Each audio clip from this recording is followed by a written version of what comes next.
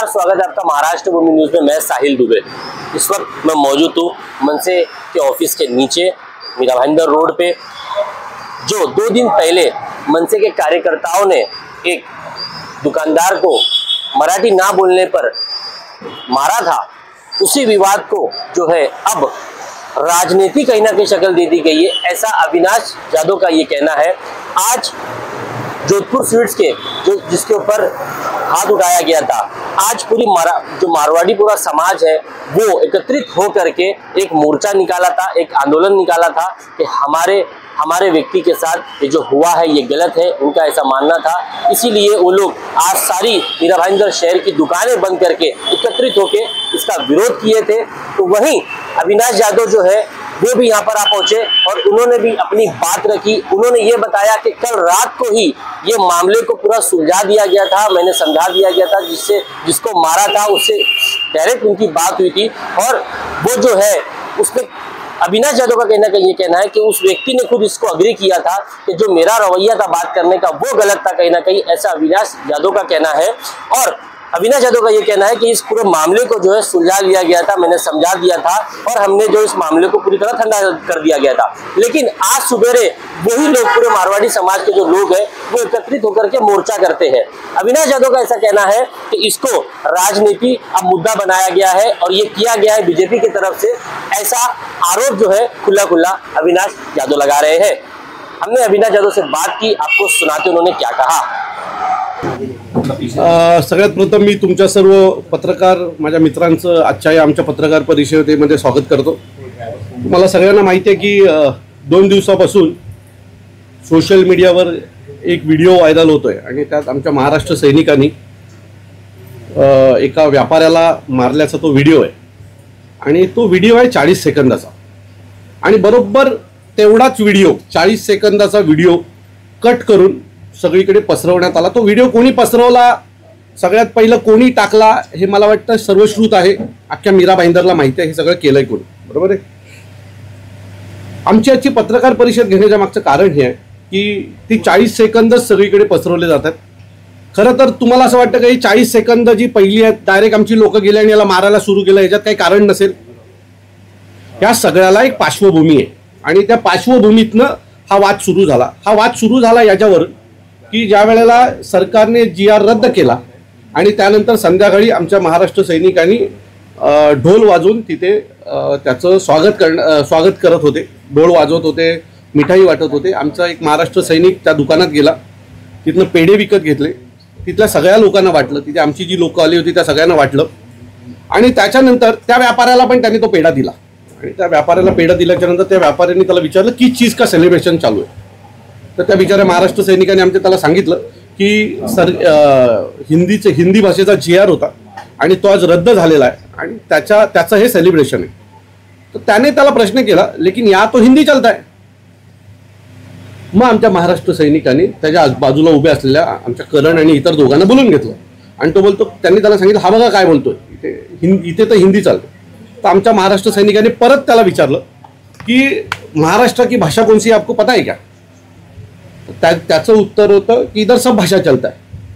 माझं मत आहे तुम्ही एवढे वर्ष या महाराष्ट्रात राहता, तुम्ही करोडो रुपयाचे दुकानं या मीरा भाईंदरमध्ये विकत घेतलेत आणि तुम्हाला महाराष्ट्राची भाषा माहित नाही।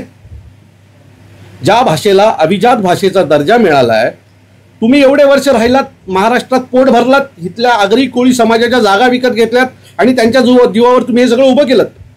त्या आगरी कोळी समाजाची भाषा तुम्हाला माहित नाही। त्याने जर उत्तर दिलं असतं इथली भाषा मराठी आहे आणि आम्हाला बोलायला कमी आहेत, आम्ही समजून घेतलं असतं। हा वाद सुरू झाला कुठे माहिती आहे का? त्यांनी त्याचं उत्तर जे होतं ना, तुम्ही त्या व्हिडिओमध्ये त्याचा ॲटिट्यूड बघितला त्या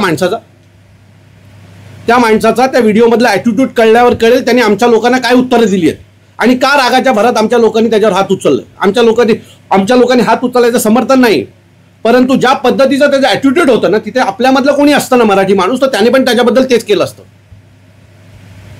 आणि ते घडल्याच्या नंतर भारतीय जनता पक्षाला तर मराठी माणसाची एलर्जीच आहे, त्यांनी मतासाठी ते कितीही लाचार होऊ शकतात।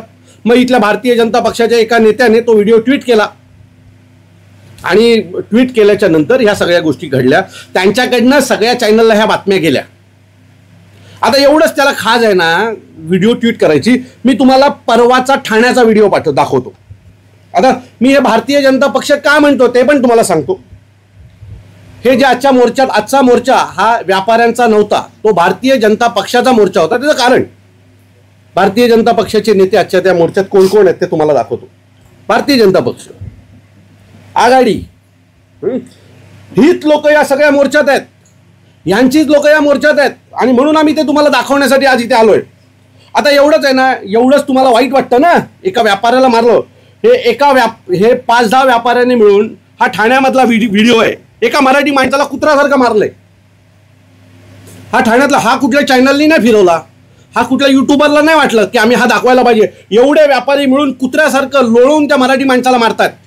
मग आम्ही या व्यापाऱ्यांच्या विरोधात काही लाखोचा मोर्चा काढायचा का?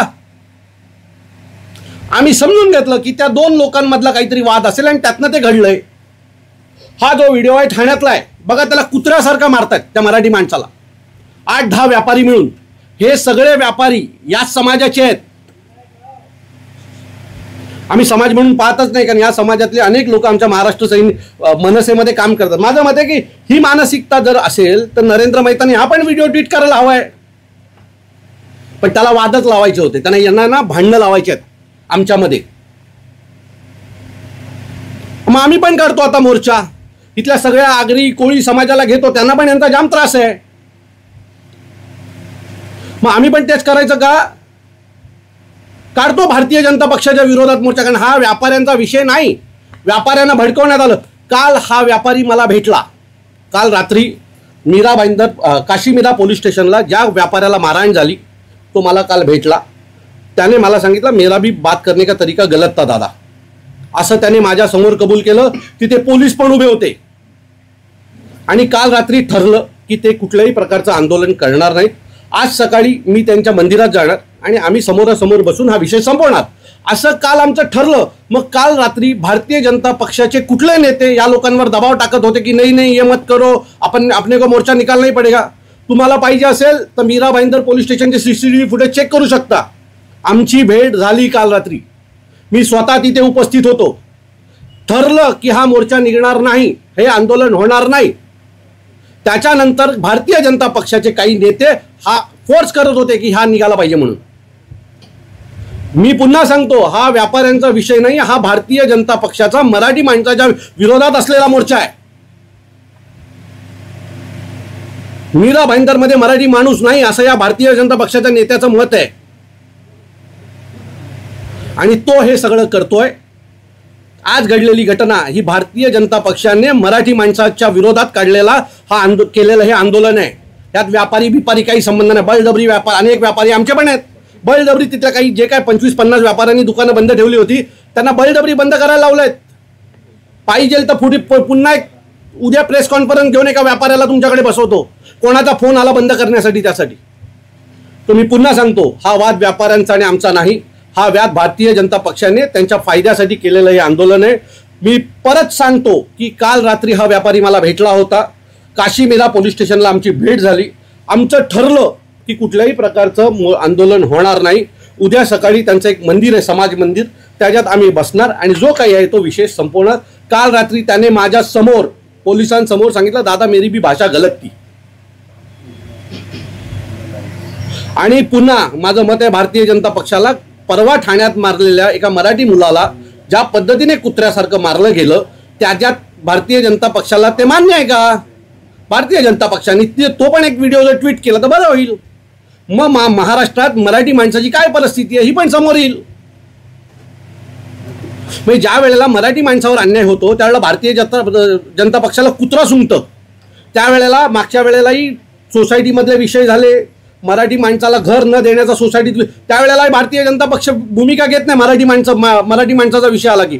पण जेव्हा एखाद्या बाहेरच्या माणसाचा विषय येतो तेव्हा भारतीय जनता पक्षाच्या अंगात सणसणतं. मोर्चा काढू, आंदोलन करू, ह्या सगळ्या गोष्टी त्यांना दिसतात. तुम्ही त्या व्यापाऱ्याची पण बाईट घ्या आणि त्याला विचारा, अविनाश दादा काल तुम्हाला रात्री भेटला होता का आणि तुमच्यामध्ये काय ठरलं होतं आणि त्याच्यानंतर असं काय घडलं माझ्याकडे एक रेकॉर्डिंग आहे त्या व्यापाऱ्याच्या बिल्डिंगमध्ये राहणारा जो मध्यस्थी आहे, तो काल रात्री माझ्याशी 12:30 वाजता 1 वाजता मला फोन केला आणि बोलतो दादा हम लोग कभी कोई मोर्चा नहीं निकालेंगे, असं त्यांनी मला म्हटलंय.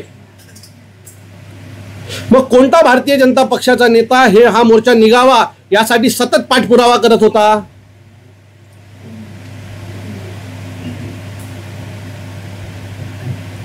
आजचा झालेला मोर्चा हा भारतीय जनता पक्ष प्रेरित होता.